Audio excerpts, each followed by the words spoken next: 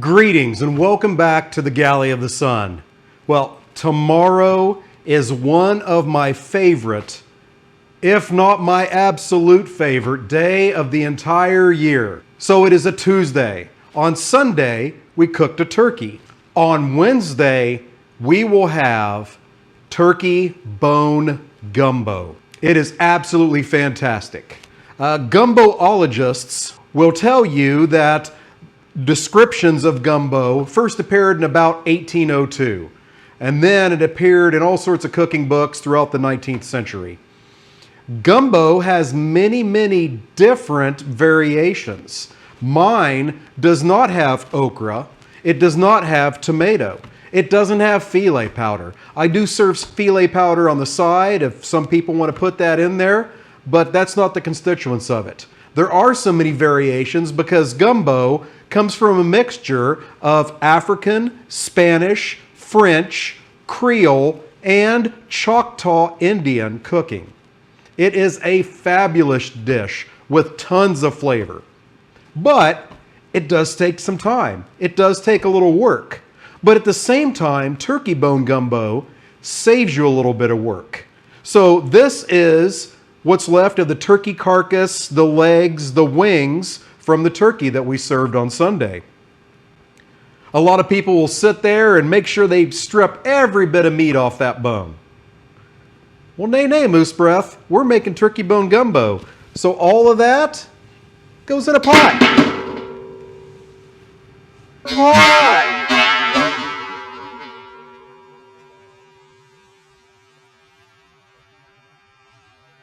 Nice and easy.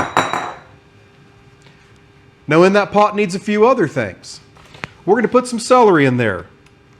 This is going to be our turkey broth that's going to go into the gumbo. So I can cut these pieces rather large because what I'm looking for is the flavor, not really the vegetable itself. However, I will reserve what onions and celery I can from the broth to add to the gumbo, which will have additional Trinity in it. The Trinity is onions, peppers, and celery.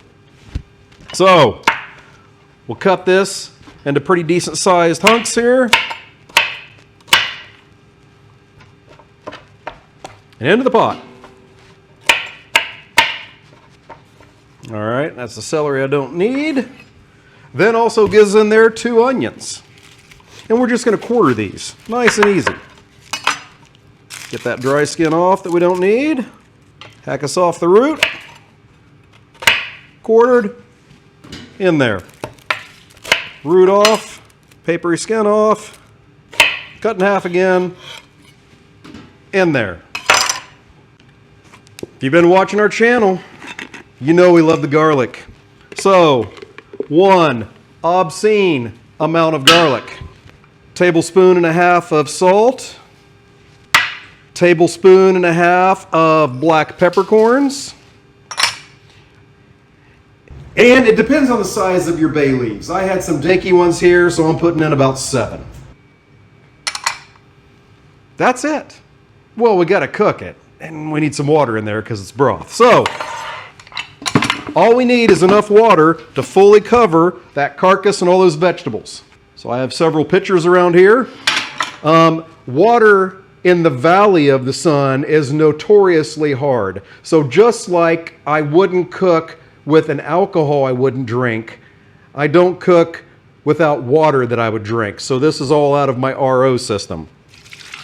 And it can only make so much at a time, so I get this water ahead of time. If your tap water's good, use tap water. If your tap water is not good, and you don't like the people you're serving, I use that tap water. All right, now we get it on the stove. We bring it to a boil. And then we're going to lower the heat and let it boil uncovered for about 2 hours. Then we're going to let it cool. And then we're going to strain everything out, save the broth. Any meat that we can reserve off of this carcass, which is going to be easy to get because after boiling in that water for 2 hours, it's going to come off pretty easy. We're going to reserve that. Any of the celery or onions we can reserve, we'll reserve that too and use that tomorrow. But those peppercorns, whatever you do, don't get too crazy. reserving the meat and the vegetables, you don't want to keep those peppercorns. They're going to be hard to bite into, right? Even after being in that water, even after being in the gumbo tomorrow. So that's the big thing we want to do, is make sure that there's no bones and no peppercorns and no bay leaves in the stuff that we reserve for tomorrow. So we will see you tomorrow to make an incredible roux and to put that gumbo together. I can't wait. We're back real quick. Still the night before. I know that I told you I was putting 2 onions in that. And I know the recipe says 2 onions. And after I cleaned up and got rid of all that celery and dry onion skin, there's another onion sitting there. So it's an important cooking tip. Whatever you're cooking, especially if it has a lot of ingredients, it's complex, get every one of them out. Put them on the counter. Measure out the amount that you need in case you have to add them quickly. Have them standing by. That way, when you do turn around and you still see that ingredient that needs to go in that's sitting there, you can recover. So, top off, bottom off, split it in half, get that dry skin off there, quarter, and into the broth. There you go. I didn't want you to think that when you're reading that recipe, hey, wait a second, I didn't see that idiot put a second onion in there. It's in there now. See you tomorrow. So here we are on gumbo day. We're about 5 hours away from dinner right now. So it's time to get things going. First, we have to do what used to be the most intensive step of the entire process, and that was making that roux. If you want a very good gumbo, you need a very dark roux, about the color of coffee. So typically, that takes equal parts of flour and some kind of fat, whether that be vegetable oil, butter, a mixture of the two. I've done all those different. And it takes continual stirring to make sure you don't burn your roux. And that can take a good 40 minutes up to an hour to get the color that you're looking for. So before, I would have my kids help out. We would take turns. But boy, one, your arm gets tired after all that time. Number two, if you have just the slightest slip with that spoon, now you're sending molten hot roux up in the air, and typically it lands on your hands and a bunch of curse words follow. So a couple years ago, while perusing YouTube, I found the answer. We're going to make a dry roux. So right now my oven is preheating to 400 degrees. I have five cups of flour on this pan. So I'm going to move this around and get this pretty even. All right, so once the oven comes up to temperature, we're going to place this in the oven.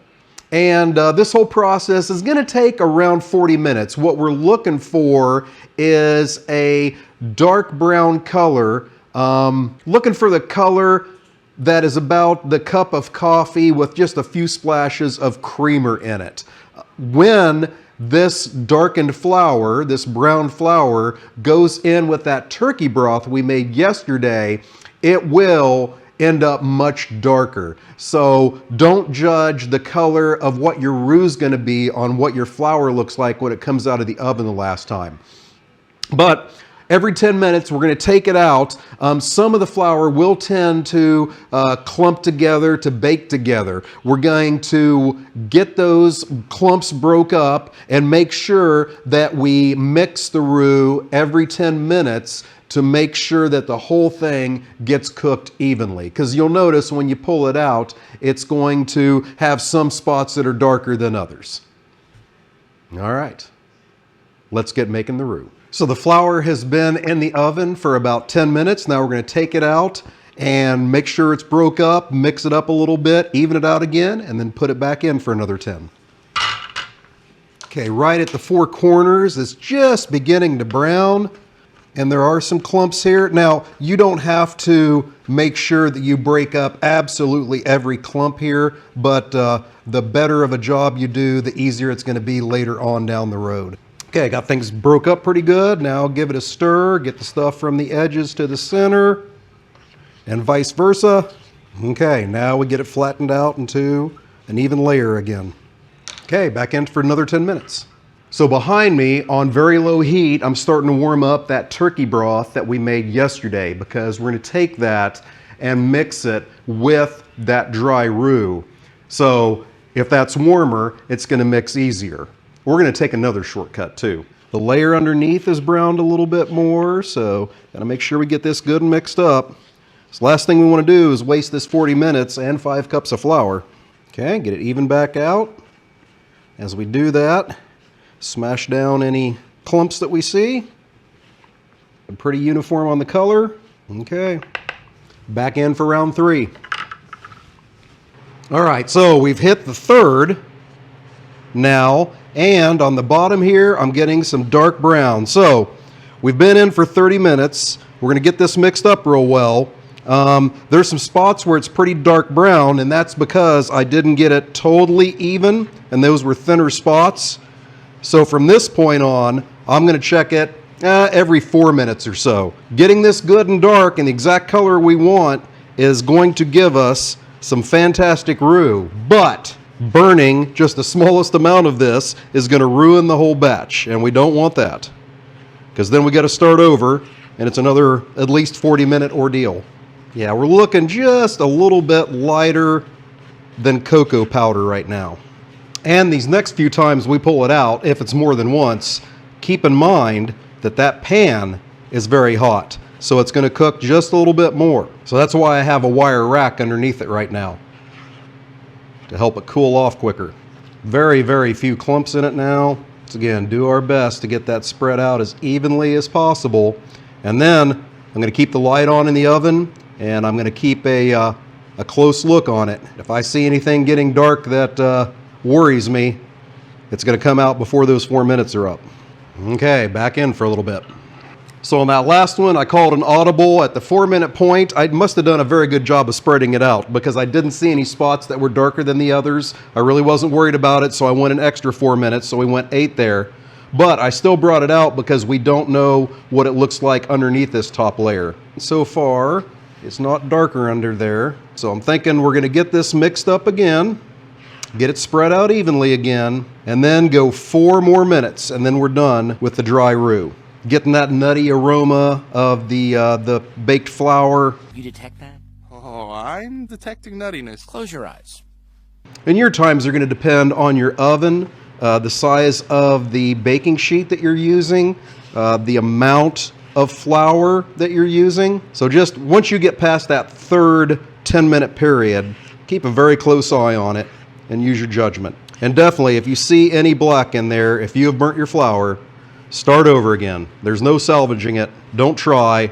Don't ruin all those other incredible ingredients that we're going to put in, and all that work we've already put into the turkey broth. Okay, we'll try and do what we did last time and get a fantastic even layer there. But this last 4 minutes, even though it's only 4 minutes, I'm going to watch it every second. And if I see a spot on this sheet pan that is browning quicker than another, then I'm going to yank this puppy. Get it pushed all the way to the edges so it's nice and even.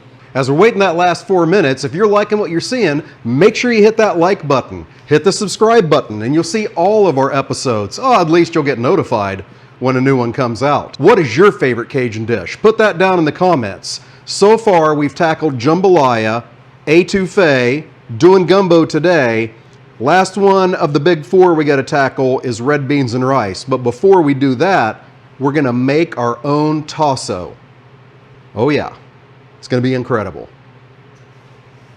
You can hear in the background that I have my fan going on over my stove, and that's because as I'm taking this flour in and out of the oven, I spilled a little bit of it, so there's a little bit of smoke each time. Keep that in mind.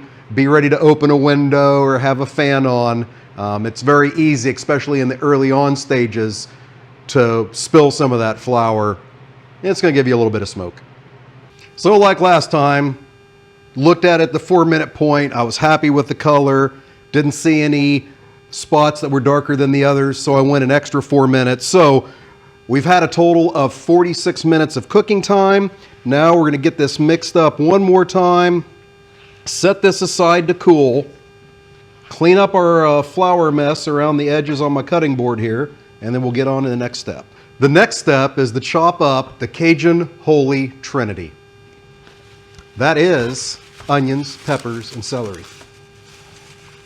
So I have 2 bunches of celery here. Lop off the ends, get rid of the leaves. And the rubber bands. Rubber bands are not part of the Holy Trinity. Now we're going to cut those about that size. Now the peppers.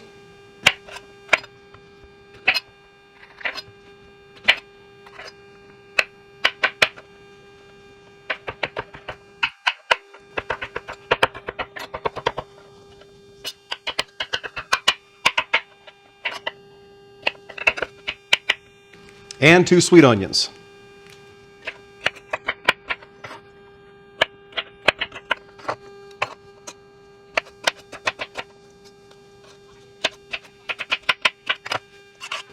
Trinity's prepared. Now we have our reserved turkey, celery, and onions from yesterday, and the leftover turkey meat. These here I'm going to dice into about 1/2 inch to 1 inch chunks. If you don't do that, as they cook in the gumbo, the fibers will come apart, and then you'll have these long stringy parts, which I don't really prefer. I'd rather have short parts in there.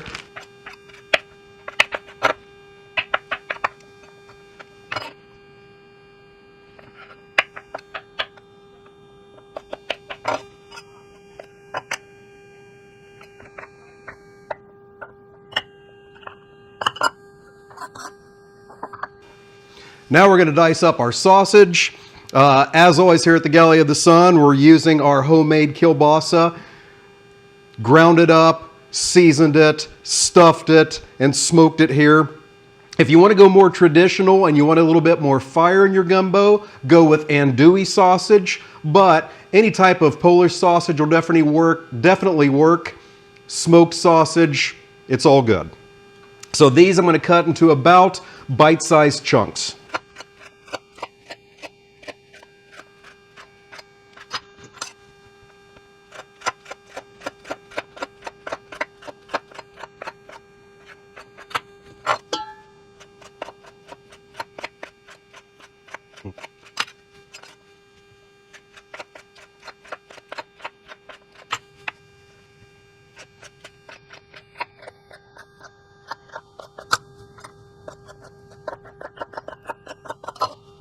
Okay, so now we have all of our ingredients together and prepped. I have 2 teaspoons of salt here. I have a teaspoon of cayenne pepper. If you like more heat, add more. And a tablespoon of smoked paprika. I got my stick of butter here to saute the Trinity. And from way back when on Sunday when we cooked the turkey, I have those drippings that are going in also. Oh, and of course, garlic. So let's get that Trinity sauteed. So into my gumbo pot goes the stick of butter. Get that melted, and then we're adding the Trinity. Along with that butter, gonna add some veggie oil just to keep the butter from burning. About 3 or 4 tablespoons. Butter's melted, it's a sizzling. In with the Trinity. Pour away from you.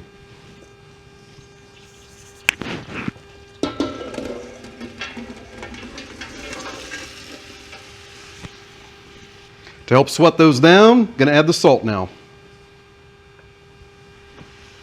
This step here is going to take about 20 minutes. I want them soft and good and sauteed. So yeah, of the 4 big Cajun foods, red beans and rice, jambalaya, crawfish etouffee, and gumbo, this is the most intensive, however, in cooking time and effort, but it is well worth it.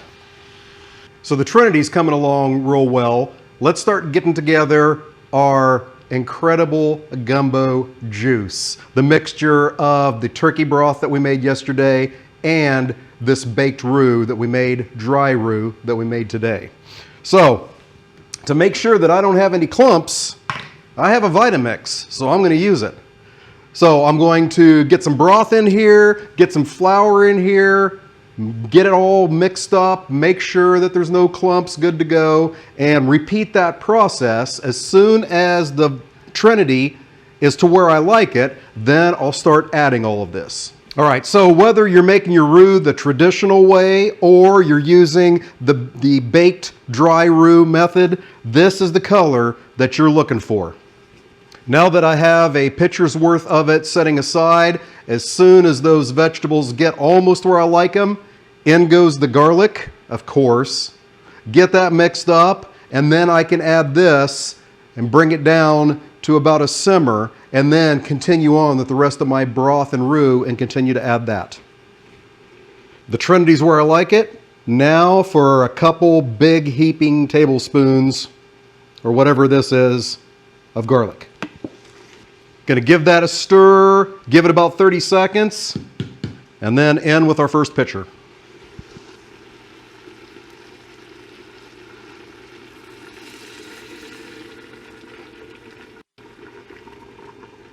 I'm gonna knock that heat down to about medium-low until I get the rest of my roux and broth in there.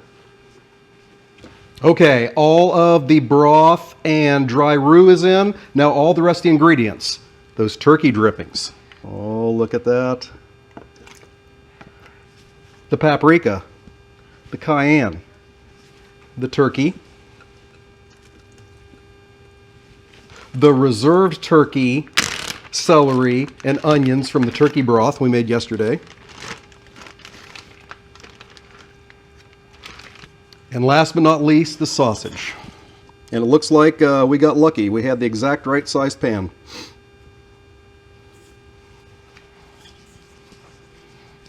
I'm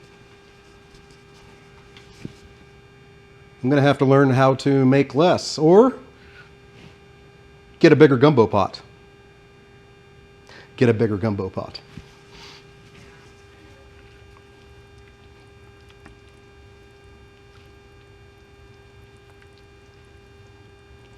Now we're going to get that all stirred up, and then we're going to maintain this at a simmer for the next 4 to 5 hours and let those flavors intensify. Because this pot's so damn full, I'm going to have to keep a close eye on it. So I'll probably come in and stir it about every 10 minutes or so. All right. See ya when we're ready for the finishing touches.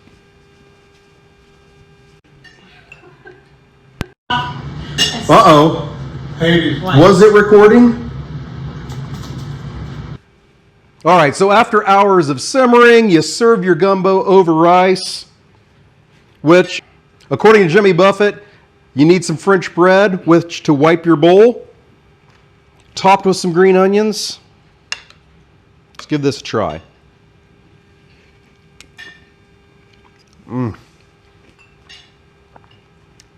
Turned out perfect. Definitely give this a try. Well, I hope you enjoyed what you saw. Until next time, fair winds and following seas.